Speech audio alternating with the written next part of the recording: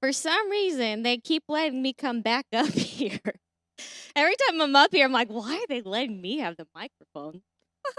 And I got the nervous sweats. I don't know if I'm supposed to say that, but I do. But it's like the excited nervous sweats, you know? So sorry if that was TMI, but one time, I don't know if any of the girls remember this, but one time I made a confession at an encounter. Does anybody know what I'm talking about?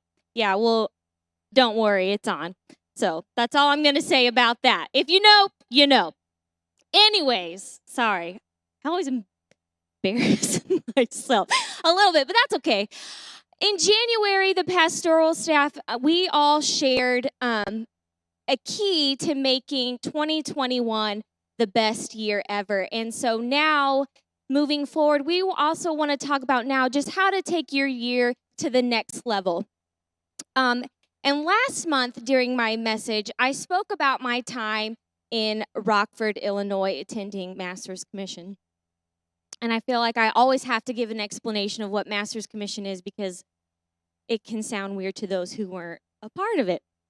Not everybody grew up in this little bubble that I did, but Master's Commission is a discipleship program designed for young adults where they can go and devote a certain period of time to growing in their relationship with the Lord, really. It's just laying a foundation before you take the next steps of your life, getting closer to God, laying that firm foundation. So there's a lot of scripture and Bible study and things like that, hands-on kind of ministry stuff. And I talked about the sayings and the values that we would always come up with. It kind of created our own little culture of I don't know, little isms, if that's a word, you know.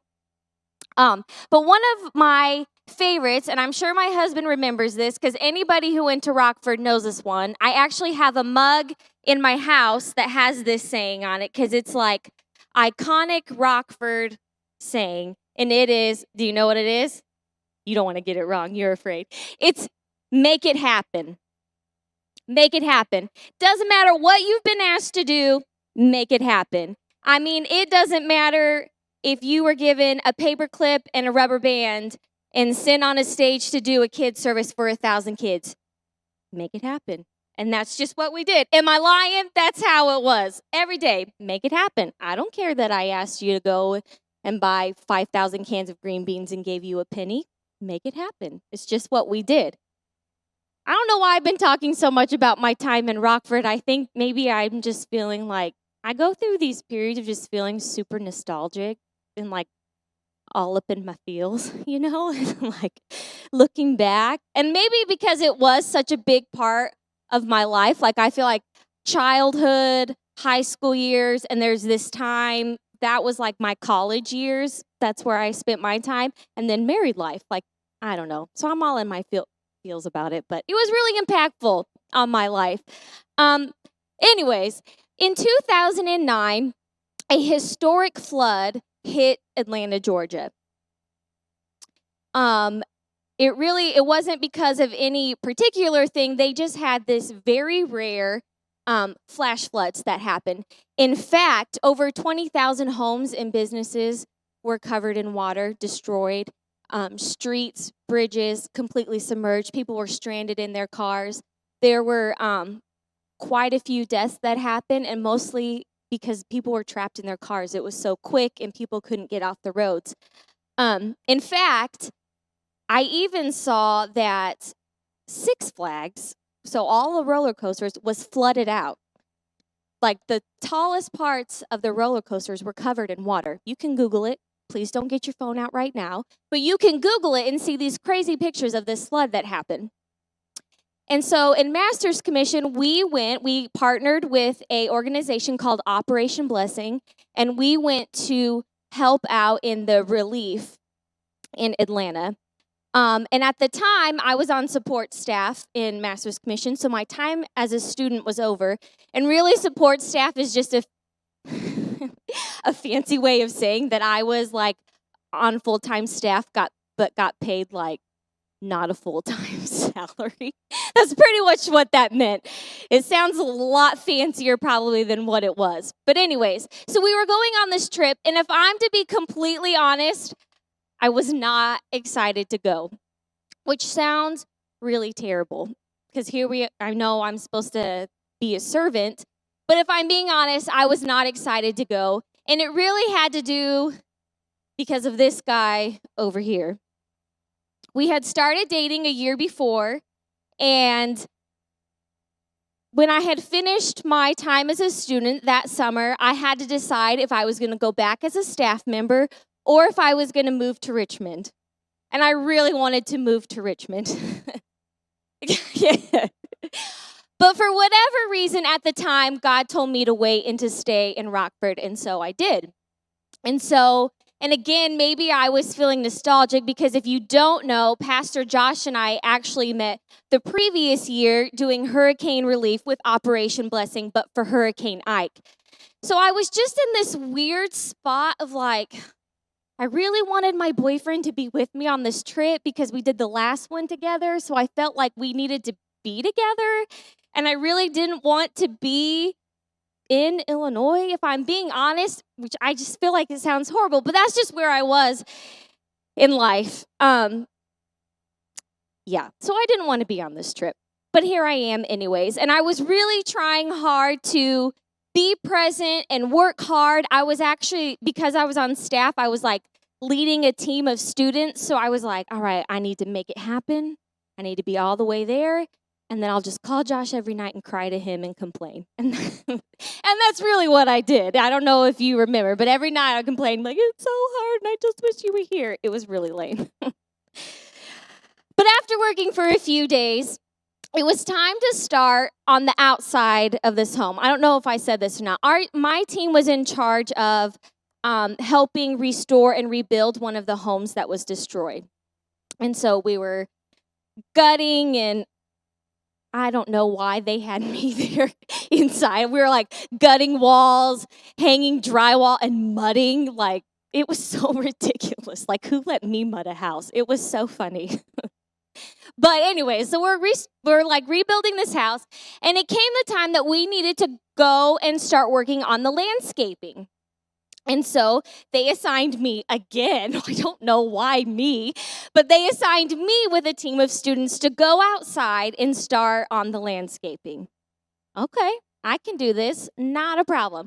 So we go outside and we're like raking and whatever, doing whatever yard work. I don't know. See, I'm really good at it. That's why they assigned me to do that, making it happen. Anyways, so I'm outside. And it starts to rain. Okay, not a problem. We're going to have good attitudes, and we're just going to keep doing our yard work. But then it starts to pour. Like torrential downpour, flash flooding is going to happen again in Atlanta. It was terrible. So I'm standing in the rain with a team of soaking wet students, and I am like on the verge of tears, because when I say it was raining in a flash flood, I mean I am standing in 3 inches of water raking a puddle. I'm like raking floating leaves. And I tried to tell the other team member, like I'm pretty sure I went inside and I'm like, this is pretty pointless. Like, we are outside raking puddles. And they're like, you just need to do the best you can and make it happen. I'm like, okay, like I'm going to do that. But it was pretty dumb. So I'm outside with this team of students, and I'm raking a puddle, and I'm going to be honest, I started to cry. I was just so frustrated. I am raking a puddle, and I'm supposed to be setting an example of Christ-like servitude. And I'm raking a puddle. I was so frustrated. It was ridiculous. But you know what? No one has ever raked a puddle with more enthusiasm and better than I raked that puddle that day. You know it. I'm great. Raking in the rain. I did it because that's what I was asked to do. You know, a few days later, we got to reveal this home to the family, And it was like a big deal. Think like extreme home makeover, move that bus. Like that's the kind of thing that we did. And we revealed this home to this family, completely redone in like a week. And it was awesome. And you know what? I forgot about raking that puddle in that moment. Because in that moment, it was worth it to me. Haven't we all found ourselves in a place like that before? We'll feel like we're just working hard towards the end goal, something that God has asked us to be obedient about, and so we're going to do it. And we're just trying to be obedient and faithful while we wait for the fulfillment of that promise. And man, doesn't it just feel sometimes like you're raking a puddle? Have you ever felt this way before? Tonight, I want to talk to you about a story in the Bible that does not make sense. It is found in Joshua chapter 16. And we'll start at Joshua chapter 6, verse 16. Now Jericho was strongly fortified because of the Israelites, no one leaving or entering. The Lord said to Joshua, "Look, I have handed Jericho, its king, and its best soldiers over to you. March around the city with all the men of war, circling the city one time. Do this for 6 days. Have 7 priests carry 7 ram's horn trumpets in front of the ark. But on the 7th day, march around the city 7 times while the priests blow the ram's horns. When there is a prolonged blast of the horn, you will hear its sound. Have all the troops give a mighty shout. Then the city wall will collapse, and the troops will advance, each man straight ahead." So Joshua, son of Nun, summoned the priests and said to them, "Take up the ark of the covenant and have 7 priests carry 7 ram's horns in front of the ark of the Lord." He said to the troops, "Move forward, march around the city, and have the armed men go ahead of the ark of the Lord." After Joshua had spoken to the troops, 7 priests carrying 7 ram's horns before the Lord moved forward and blew the ram's horns. The ark of the Lord's covenant followed them. While the ram's horns were blowing, the armed men went in front of the priests who blew their ram's horns, and the rear guard went behind the ark. But Joshua had commanded the troops, "Do not shout or let your voice be heard. Don't let one word come out of your mouth until the time I say, 'Shout.' Then you are to shout."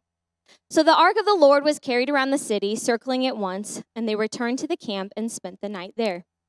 Joshua got up early the next morning, and the priests took the ark of the Lord, and the 7 priests carrying 7 ram's horns marched in front of the ark of the Lord. While the ram's horns were blowing, the armed men went in front of them, and the rear guard went behind the ark of the Lord. On the 2nd day, they marched around the city once and returned to the camp. They did this for 6 days. Early on the 7th day, they started at dawn and marched around the city 7 times in the same way. That was the only day they marched around the city 7 times. After the 7th time, the priests blew the ram's horns, and Joshua said to the troops, "Shout, for the Lord has given you the city." And we're going to jump down to verse 20. So the troops shouted, and the ram's horns sounded. When they heard the blast of the ram's horns, the troops gave a great shout, and the wall collapsed. The troops advanced into the city, each man straight ahead, and they captured the city. They completely destroyed everything in the city with the sword. And verse 27, and the Lord was with Joshua, and his fame spread throughout the land. Hold on, I need a drink. Not very smooth. Okay. I am sure you've heard this story before. If you spent any time in church, I'm sure that you've heard this story. If you grew up in the church, I am sure at one point in your life, you were assigned to be an Israelite and you marched around the room and you shouted. I'm sure you did it. And at first glance, I feel like this is a pretty straightforward story, right? And in fact, separately, each night Josh and I, we rotate and we read the Bible with our kids. And one night I read this story with Bryn, and then a couple days later when we switched, it just so happened to be the same story with Micah. And as I was reading it, I was like, maybe this is not as straightforward as I think it is. Maybe we have, and I think we can often do this with the Word of God and these stories that become almost iconic. We like romanticize them in some way. They become just everyday to us. But when I read it this time, I started thinking about how extraordinary and honestly ridiculous that this story is. It's important to know that Joshua had just taken over from Moses. And I actually think that Joshua, he's probably one of my favorite people in the Bible. He was a pretty awesome dude. He was, I guess we could call him like second in command to Moses. He was a support to him, so he's a great servant. He was able to follow someone else's lead while still being a leader himself. He stood up for God and what he was doing when the other people around him weren't. Think about when the Israelites first went and saw the land of Canaan. Who spoke up and said, no, we can totally take this land? It was Joshua. So here he is. He's just being appointed by God to take Moses' place, which is a big deal. Moses was kind of a big deal in the Bible. And in fact, Moses, as you probably know, he had just passed away. He didn't even get to see the promised land. And Joshua was assigned the task of leading the Israelites into the promised land. Kind of a big deal. When they got there, like I said, it was already occupied. But Joshua believed that they could come in and by military force, they could take this land. So imagine with me, you're an Israelite. You have been wandering around the wilderness for 40 years. A trip that should have taken days, took 40 years. Pretty much, I imagine them just like walking around in zigzag circles all around the wilderness. But when they got there, it was not what they thought it was going to be like. And sometimes I think when we arrive in certain places, it is not what we thought it was going to be like either. But the story of Joshua and taking over Jericho actually begins in chapter 5, in verses 13 through 15. It says, when Joshua was near Jericho, he looked up and saw a man standing in front of him with a drawn sword in his hand. Joshua approached him and asked, are you for us or for our enemies? Neither, he replied. I have now come as commander of the Lord's army. Then Joshua bowed with his face to the ground in homage and asked him, what does my Lord want to say to his servant? The commander of the Lord's army said to Joshua, remove the sandals from your feet, for the place you are standing is holy. And Joshua did that. Before the Israelites actually arrive, who does Joshua come in contact with? Commander of the Lord's army. God was already on the scene, waiting on him. Maybe, just maybe, when we're waiting on God, he's waiting on us. Because you see, God was not surprised when the Israelites showed up in Canaan and it was already occupied. He knew it was going to happen, and he had a plan that no one saw coming. And the more I think about it, this is so ridiculous. Imagine that you are an Israelite, you've been marching around this wilderness for 40 years, your leader just died, somebody else is in charge, you get to the land, and there's already somebody there, and he's like, don't worry about it. We're going to take it. And you're like, all right, we got some swords, we can do this. And no, he's like, you know what? Instead of getting our swords and marching in and taking this city, I think we're just going to walk around it once a day for a week. And then on the 7th day, we're going to march around the city 7 times, and then we're going to shout at it. All right?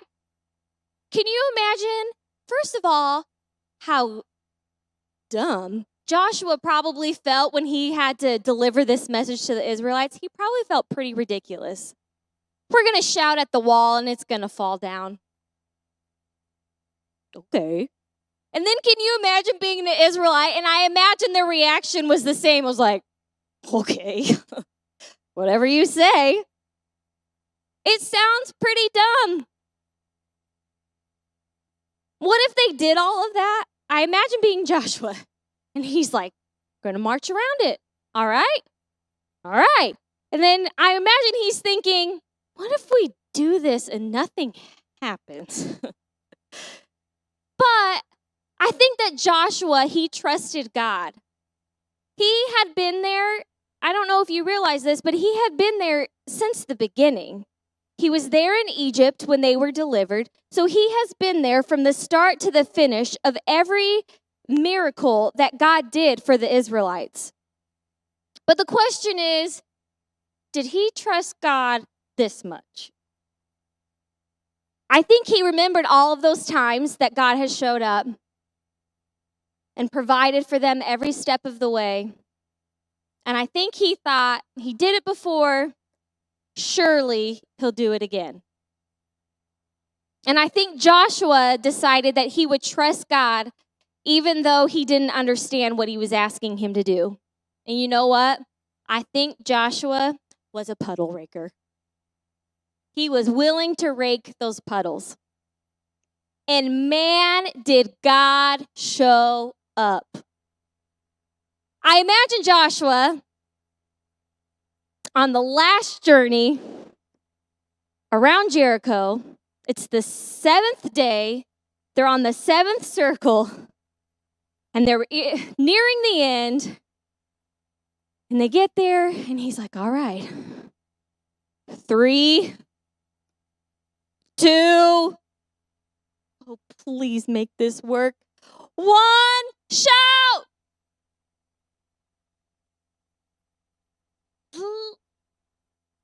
And it happened. And the walls fell down.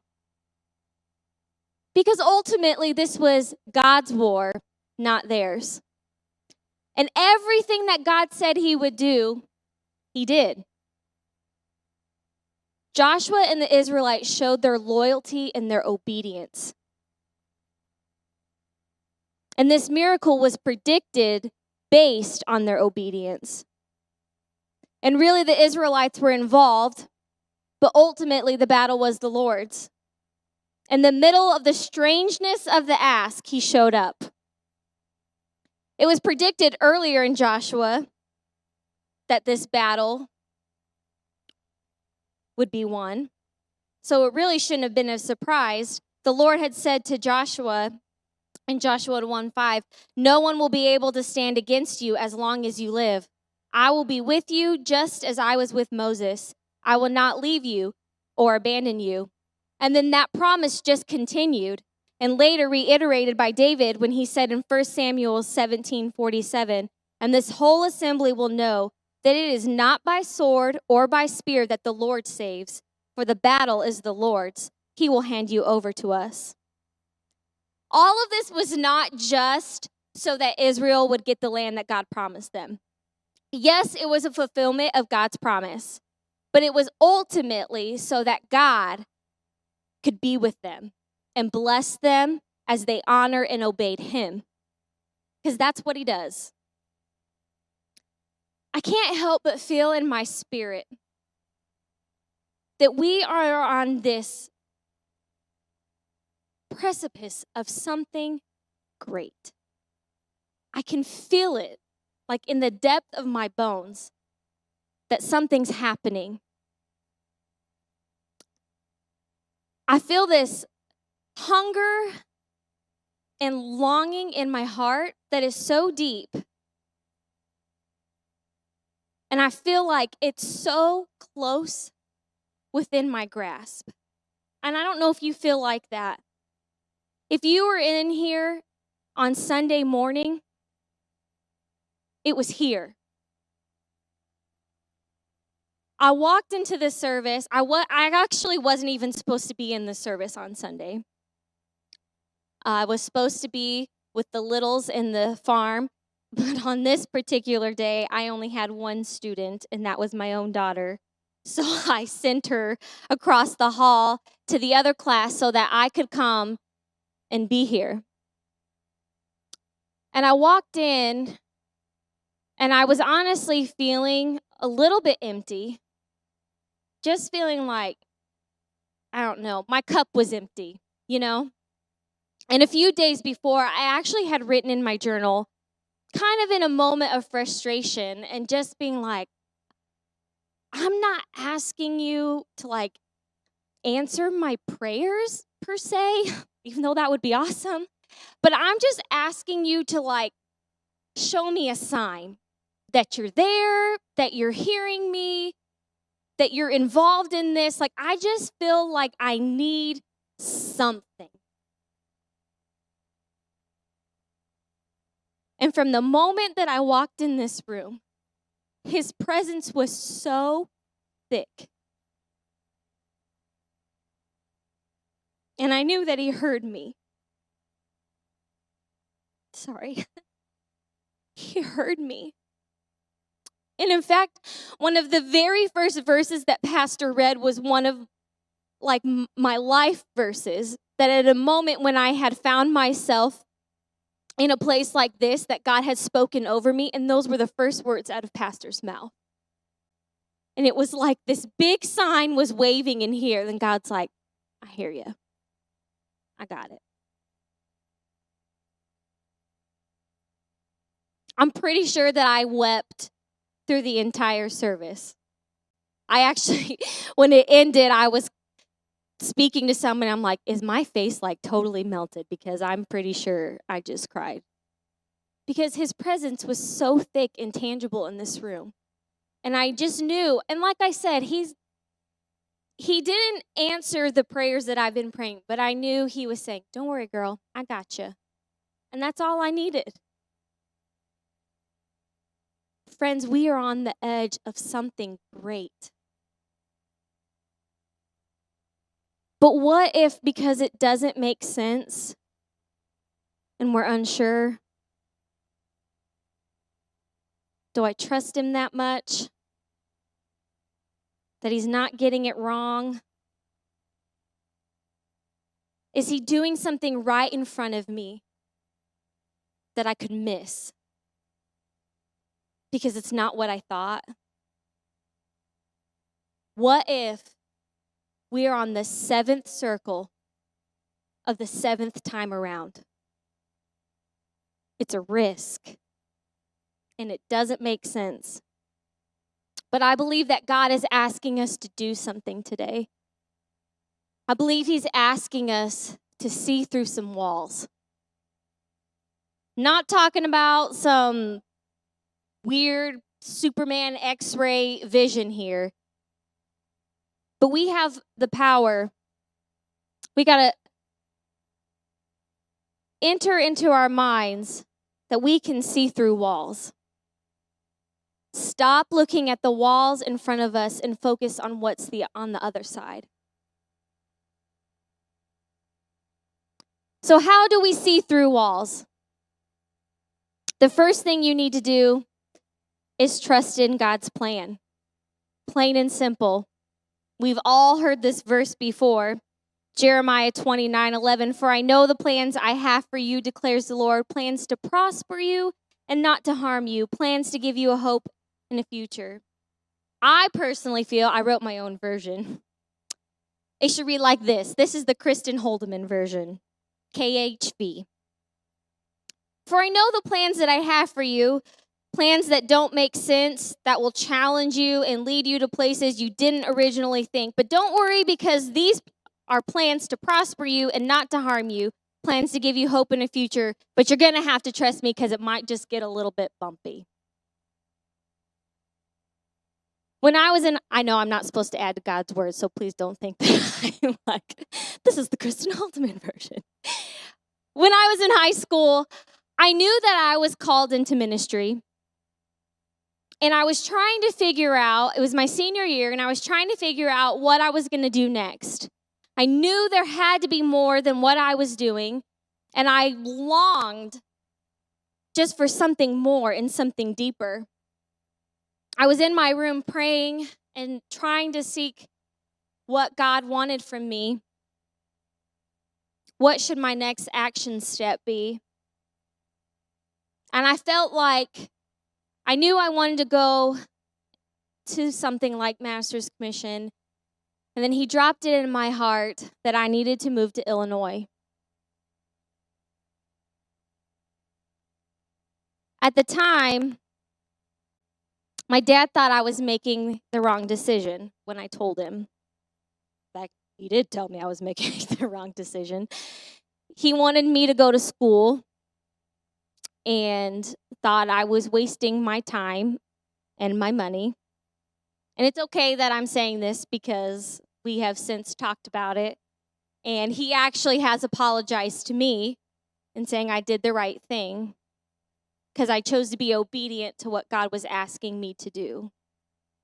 There's a difference between disobeying your parents because you just want to do your own thing, but following God's direction for your life. There's a respectful, right way to do that. Just a side note. Anyways, I had enough money for the first semester. Like, that's it. And actually, when I showed up to the program, I had a certain amount in my checking account, and I wrote a check for that amount, and it wasn't even enough for the first payment. That's all I had. I packed my bags, and I moved 1,500 miles away from my home by myself with, obviously no money. It was one of the hardest things I have ever done. And I spent the first few days just weeping in my bedroom because I thought, what in the world have I gotten myself into? And I couldn't just go home. Fast forward, and the first semester ended. I obviously didn't have any money for the second semester because you cannot work while you are in this program. And they were going to send me home for 2 weeks so that I could try to raise enough money to come back to make my second semester payment and continue in the program. But when you're from New Mexico and you're living in Illinois, by the time I would have gotten my way home, which I couldn't afford a plane ticket to get home anyways, but by the time I got myself home and probably worked out to find a job, the 2 weeks would be over and it would all be pointless. So I thought, I'm just going to quit. There's no point in me being, that's just ridiculous. And I remember telling, the financial person, me going home is not an option. It's not. This is not going to work. So, of course, I'm upset because I thought I came here in obedience, and now I'm just going to have to quit and go home. So I'm driving around with a friend, and I'm like, this is where I'm at. I'm going to have to go home. And I kid you not, in that moment, my phone rang. And I answered it, and the person on the other line said, I'm going to pay for your next semester. And actually, don't worry about it. I'm going to pay for the whole thing. And fast forward, I end up doing 3 years. I meet my amazing husband, and now I'm here with you. And all of that was just out of a step of obedience when it didn't make sense. Isaiah 42:16 says, I will lead the blind in a way that they do not know. In paths they have not known, I will guide them. I will turn the darkness before them into light, the rough places into level ground. These are the things I do, and I do not forsake them. It's what he does. He leads in ways we do not know, but he's already on the other side with things worked out perfectly. Just got to trust in his plan. The second way to see through walls is through faithful obedience. Every time I get up here, I think it's pretty obvious that I can be inspired by song. I think every message that I have preached over the past few months have included some sort of song. Last time it was in Frozen, so it wasn't the most biblical song in the world. But you're in luck, because in this message, it's no different. I heard this song the other day, and I thought, This is it. This is what it's all about. This is what it says. Say the word and I'm walking on water. I'd rather slip walking on water than spend my life wondering what if. Lord, if it's you, tell me to come, because you alone can tame the wildest wind. I know I can make it, because it was your voice that I heard. So I'm stepping out on your word. This is how you walk on water, one foot in front of the other. Never gonna let you go under, just put one foot in front of the other.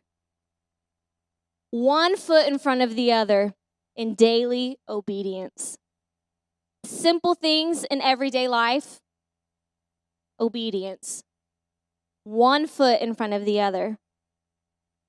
And my last message, I talked about Deuteronomy, chapter 28, verse 1 through 2. If you faithfully obey the voice of the Lord your God, being careful to do all his commandments that I command you today, the Lord your God will set you high above all the nations of the earth, and all these blessings shall come upon you and overtake you if you obey the voice of the Lord your God. I said this before, but the choices that we are making today are directly affecting our life tomorrow. I fully believe that I am living out the choices that I made back then. I'm living out the blessings of them now. And it's still happening, one foot in front of the other every day. I believe that I'm making choices that are going to affect my future. And not only my future, but my children's future and their children's future.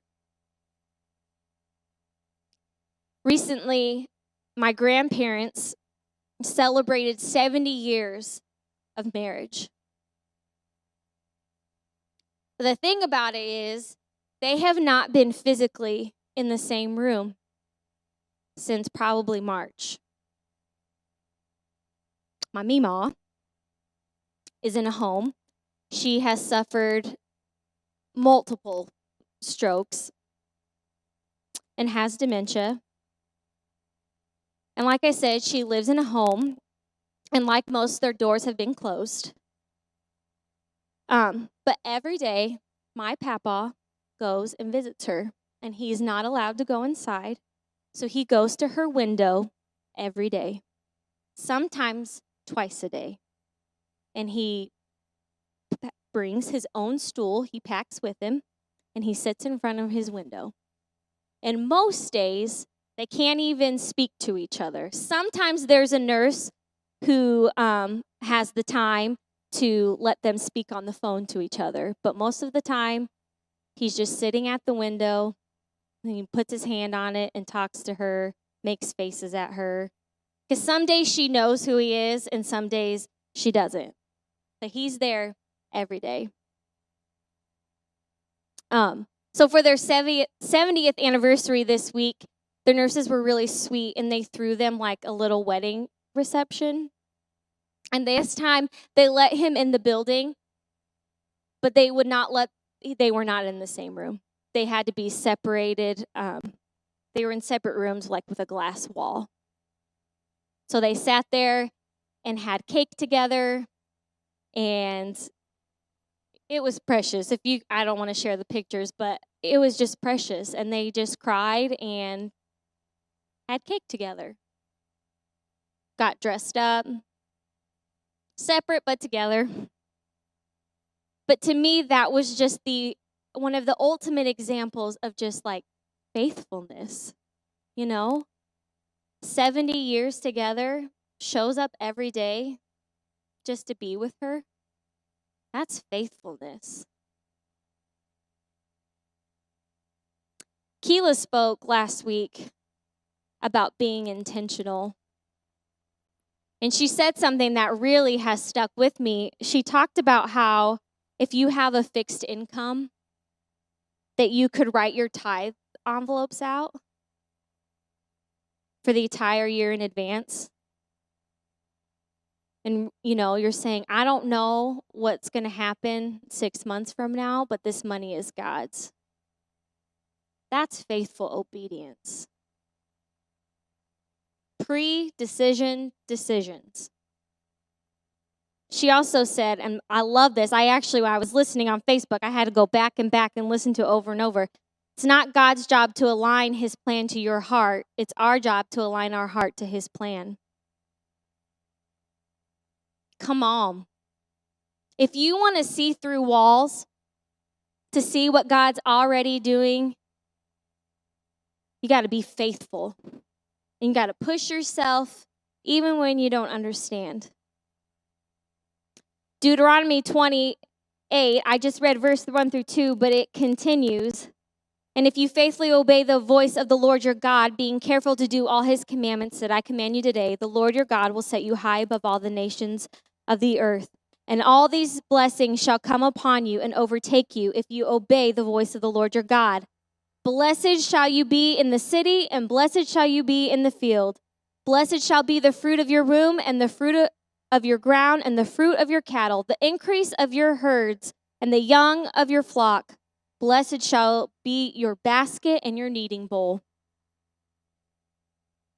You want to start seeing through walls? Open your eyes. What if it's right in front of us?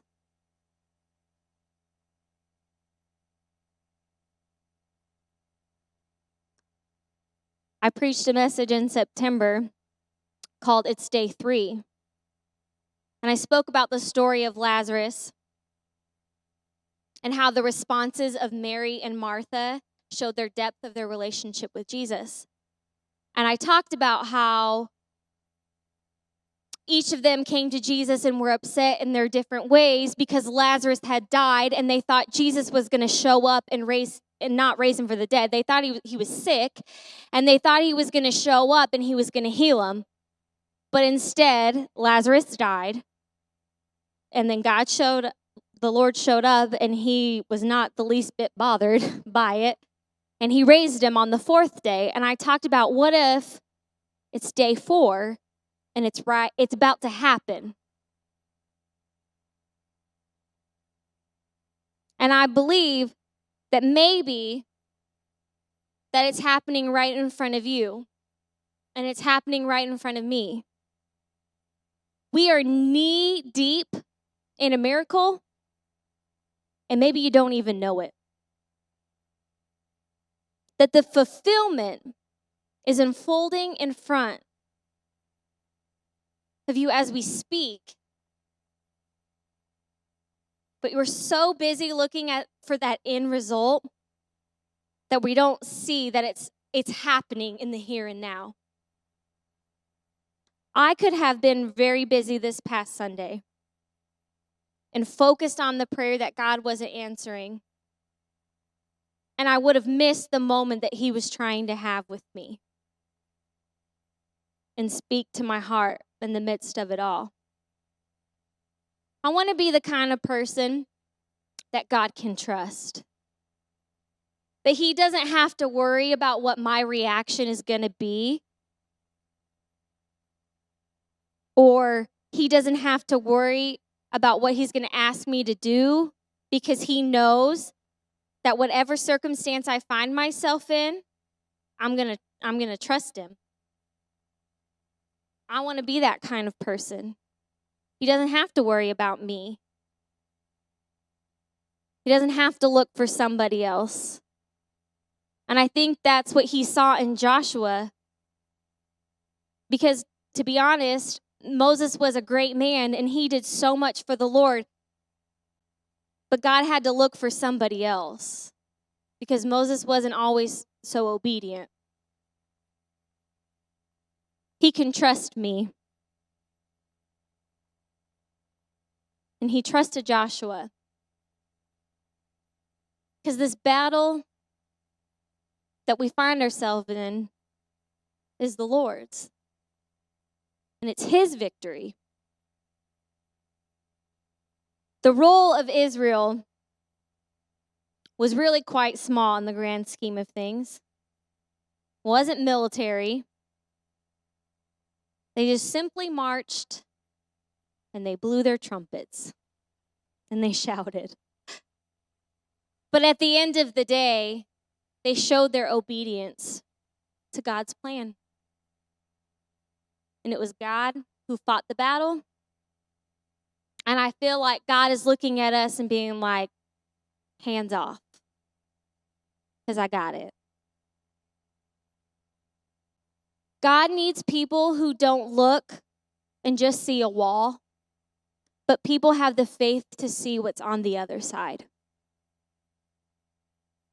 I want to be a puddle raker, and I want to see through some walls. I think if you took some time over the next few days in your quiet times, and you really started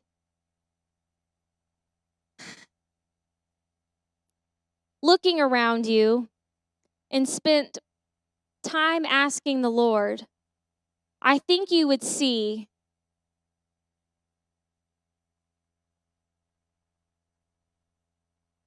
that you're knee deep in something, that things are working out on your behalf.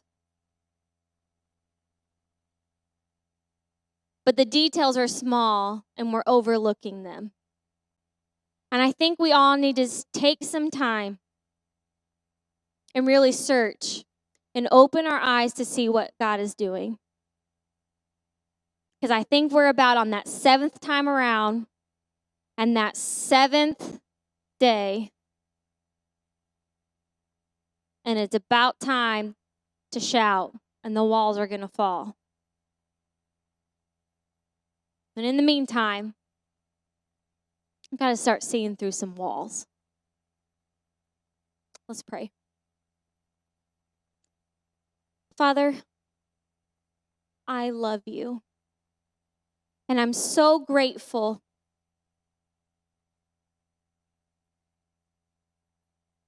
for your word and how you work and you move. And I find myself, to be honest, God, waiting for you to do some things. And I know that there are so many people who are in this room and who are watching, God, and we're waiting on you to do some things. And sometimes it's so frustrating. And sometimes your plan does not make sense. But I believe and I know in the depths of my heart that you are working and you are moving. And I believe that if we would begin to open our eyes, that we would see that we're already knee-deep in a miracle. God, I want to be the kind of person that you can trust. God, I want to be the kind of person that you can use. I want to be the kind of person that you don't have to worry about.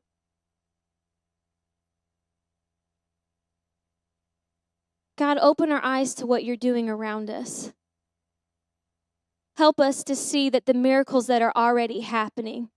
God, I pray for my friends who just need to kind of hear from you today that you see and you know. And I pray in this moment that if that is you, this is it. That this is him saying, I got you. You don't have to worry. It's coming. God, help us to see through walls today. Take us to the next level with you. We love you, Lord. And we will be faithfully obedient until we see the walls come down officially. We love you, Lord. In Jesus' mighty name, amen. Amen. Come on. Can you praise the Lord with me for that great word? Man, not only is she so just, can I say the word hot? I'm going to say the word hot. So what a great preacher she is. Great word, baby. If you are watching on Facebook, we just want to encourage you. I want to encourage you. We're going to take a moment here to pray, but I want to encourage you right where you are when we close this down to just take a moment and spend some time with the Lord. Seek his face in your homes. We want to encourage you to be watching again or be with us in the house on Sunday. We want to thank you for watching with us. We love you. We're going to close off our Facebook. But we just want to say thank you for being with us. We love you. We hope to see you soon. We miss you, and we'll talk to you soon. God bless you.